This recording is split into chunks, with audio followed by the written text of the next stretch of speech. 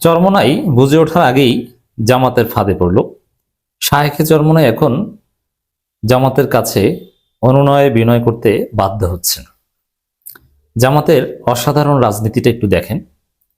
শায়েখে চরমোনাই জনাব মুফতি ফয়জুল করিমের আসন থেকে জামাত তাদের অন্যতম হেভিওয়েট প্রার্থী, বরিশালের গণমানুষের নেতা, ফয়জুল করিমের চাইতে কয়েক গুণ জনপ্রিয় নেতা, অভিজ্ঞ রাজনীতিবিদ জনাব অ্যাডভোকেট মোয়াজ্জেম হোসেন হেলালকে প্রত্যাহার করিয়েছে। এটা জামাতের জন্য একটা বড় চ্যালেঞ্জ ছিল। এরকম বড় নেতা নির্বাচন করবেন না, তাকে যার জীবনটাই হচ্ছে রাজনীতি, একদম ছোট কাল থেকে, বাচ্চা কাল থেকে অ্যাডভোকেট মোয়াজ্জেম হোসেন হেলাল বরিশালে রাজনীতি করে আসেন। অ্যাডভোকেট মোয়াজ্জেম হোসেন হেলাল জাতীয় রাজনীতি করেন এই রিসেন্টলি, কিন্তু তার সারা জীবনের খেদমত এফোর্ট বরিশালে, তার বেড়ে ওঠা থেকে শুরু করে রাজনীতি সব বরিশালে।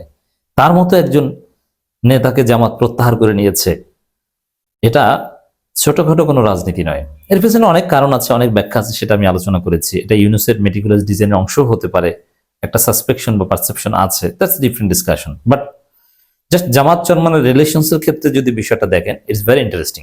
এখন আর একটা দিক, এই ফয়জুল করিমকে জামাতের ছাড় দেয়ার, এটা আমি দেখাবো।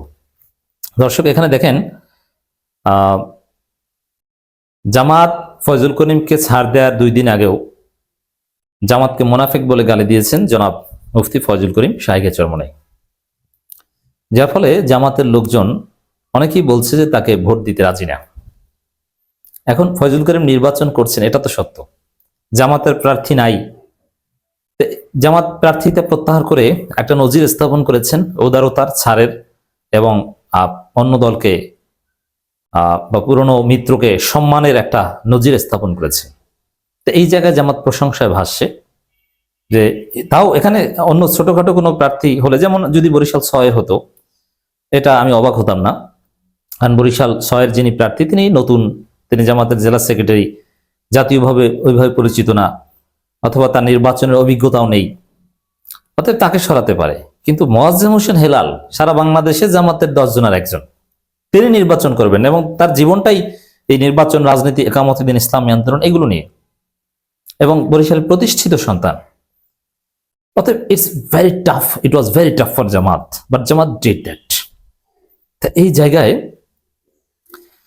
হিসাবটা, মেকানিজমটা বা সমীকরণটা কি দাঁড়িয়েছে দেখেন। এখন ফয়জুল করিমকে কি করতে হবে? জামাতের লোকজন অনেকেই ভোট দিতে চাচ্ছে না, আবার জামাতের প্রার্থীও নাই, আবার ফয়জুল করিমকে জিততেও হবে। যেহেতু নির্বাচন করলে জেতার একটা ইচ্ছা অবশ্যই থাকবে, তিনি তো হারের জন্য নির্বাচন করবেন। আর এবার যেহেতু জীবনে প্রথম একটা সুযোগ এসেছে ফয়জুল করিমের জয়লাভ করে, এর আগে ফয়জুল করিম জিতবেন এরকম কোনো সম্ভাবনা অতীতে কখনো ছিল না। তিনি নিজেই জয়ের জন্য নির্বাচন করেননি। সর্বশেষ আওয়ামী পরিকল্পনার অংশ হিসেবে তিনি যে সিটি কর্পোরেশন বা আওয়ামী আশ্বাসে সিটি কর্পোরেশন নির্বাচনে অংশগ্রহণ করেছেন, সেখানেও তিনি জিতবেন বিষয়টা এরকম ছিল না। আশ্বাস দিলেও শেষ পর্যন্ত তিনি যে ভোট 30,000-এর বেশি পাবেন এটা তিনি নিজেও জানতেন। যে সেই জায়গায় এই প্রথম তার জীবনে সুযোগ এসেছে নির্বাচনে জয়লাভ করার একটা সম্ভাবনা। আমি বলছি না যে জিতবেন, জেতার একটা সম্ভাবনা, একটা আশা, অ্যাটলিস্ট যৌক্তিক আশা, রেশনাল একটা আশা তৈরি হয়েছে। এখন আমি আগেও বলেছি এবং আমি জেনে শুনে গবেষণা ভিত্তিতে বলছি, বরিশাল 5 আসনে চরমোনাইয়ের যত ভোট আছে, কমপক্ষে জামাতের 2 গুণ থেকে 2.5 গুণ ভোট আছে, একদম মিনিমাম।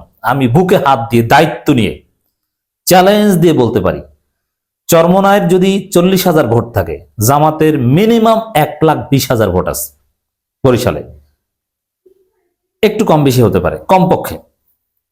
সেই জায়গায় ফয়জুল করিমকে জিততে হলে, যদি তিনি জিততে চান, পৃথিবীতে এর বাইরে কোনো থিওরি নেই। এটা আসমান ছাড়া জমিনের কোনো রাজনীতিবিদ, কোনো স্ট্র্যাটেজিস্ট, কোনো কনসালটেন্ট জামাতের ভোট ছাড়া ফয়জুল করিমকে জেতাতে পারবে না। অতএব ফয়জুল করিম 2 দিন আগেও জামাতকে মোনাফেক বলে গালি দিলেন। এখন 22 তারিখ নির্বাচনী প্রচারণা শুরু হওয়ার পর জামাতের লোকজন আবার অনেকে ভোট দিতে রাজি নয়। আমি যাদের সাথে কথা বলেছি অনেকেই ভোট দিতে রাজি নয়।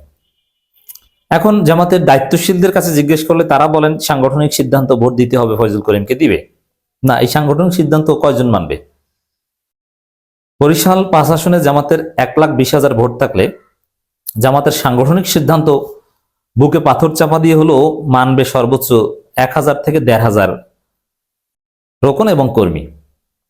কিন্তু সাধারণ ভোটার যারা, যেমন জামাতের সচেতন নারী ভোটার, অনেকেই সাংগঠনিক সিদ্ধান্তের ধার ধারে না।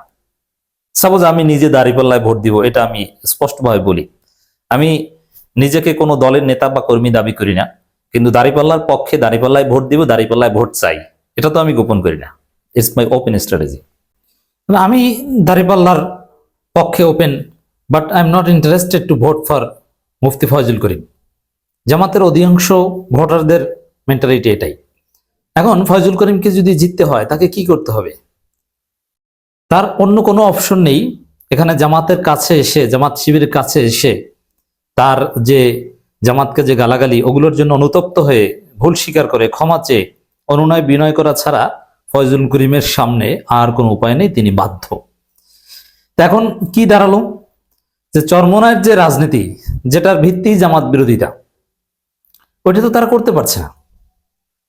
মানে এখানে এটা বোঝা যায় যে চরমোনাই আসলে জামাতের ফাঁদে পড়েছে। তারা বুঝতেও পারেনি যে কিভাবে জামাতের ফাঁদে পড়েছে। ফয়জুল করিম জামাতের চরমোনাইয়ের রাজনৈতিক মানহাজ অনুযায়ী জামাতকে সকাল সন্ধ্যা গালি দেন বা দিবেন, এটাই এতদিনের তাদের রাজনীতি। এখন নির্বাচনে যেহেতু জিততে হবে, যদি অস্তিত্ব রক্ষা করতে হয়, জামাতের নেতাকর্মীদের কাছে এসে তাদের সাথে মোলাকাত করা, জড়িয়ে ধরা, এক স্টেজে উঠে হাত জাগানো ছাড়া তাদের কোনো উপায় নেই। এখন চরমোনাইয়ের লোকজন যেটা বলছেন যে জামাতের লোকজনকে ভোট দিবে, হ্যাঁ আমি তো বলেছি যে দিতে রাজি না। এখন তাহলে চরমোনাই কি করতে হবে? জামাতের লোকজন যাতে তাকে ভোট দিতে রাজি হয়, এজন্য জামাতের লোকজনের কাছে এসে অনুনয় বিনয় করতে হবে, এছাড়া তো তার কোনো উপায় নেই। তো এটা একটা চমৎকার হিসাব নিকাশ। তাহলে দেখেন, জামাত চরমোনাইকে ছাড় দিয়েছে, এটা ইউনূসের পরিকল্পনা। এটা যদি আমরা বাদ দিই বা এটা যদি সত্য না হয়, তাহলে জামাতের এই ডিসিশনের, জামাত চরমোনাই রাজনীতির সমীকরণটা দেখেন। এখানে ফয়জুল করিম সাহেব জামাতের কাছে আসতে বাধ্য হবেন, তার কোনো উপায় নেই। বরং ফয়জুল করিমের বরিশালের রাজনীতির মূল ভিত্তি হবে যে প্রত্যেকটা ওয়ার্ডে ওয়ার্ডে জামাতের লোকজনকে সাথে নিয়ে চলা। তিনি যেখানেই যাবেন সংশ্লিষ্ট এলাকার জামাত নেতাকে সাথে নিয়ে যাবেন এবং তার চরমোনাইয়ের লোকজনকে একটু দূরে সরিয়ে জামাত নেতাদের কাছাকাছি রাখবেন এবং জামাতের প্রশংসা করে অলরেডি কিছুটা ধন্যবাদ দিয়েছেন, এতে যথেষ্ট নয়। জামাত চরমোনাই ভাই ভাই, ইসলামপন্থী, আমরা আপনারা একই, কোনো পার্থক্য নাই, ভেদাভেদ ভুলে আসেন, আমরা একত্রে কাজ করি, আমরা সৎ লোককে বিজয়ী করি, আমরা ধানের শীষকে পরাজিত করি, এই কথা বলতে হবে। ব্যাপকভাবে জামাতের লোকজনকে সাথে নিয়ে ছবি তুলতে না পারলে এবং জামাতের 1-1.5 লাখ ভোটারের কাছে যদি সেই ছবিগুলো পৌঁছে দেওয়া না যায়, জামাতের স্তুতি প্রশংসা করে যদি তিনি সেটা প্রচার করতে না পারেন, তাহলে ফয়জুল করিমের পক্ষে জেতা কিছুতেই সম্ভব নয়। তাহলে কি দাঁড়ালো? Faizul Karim is forced, Faizul Karim is compelled to come to Jamaat and to praise Jamaat and Shibir এবং to be repent for his previous speech. তাছাড়া he has no way, he has no alternative.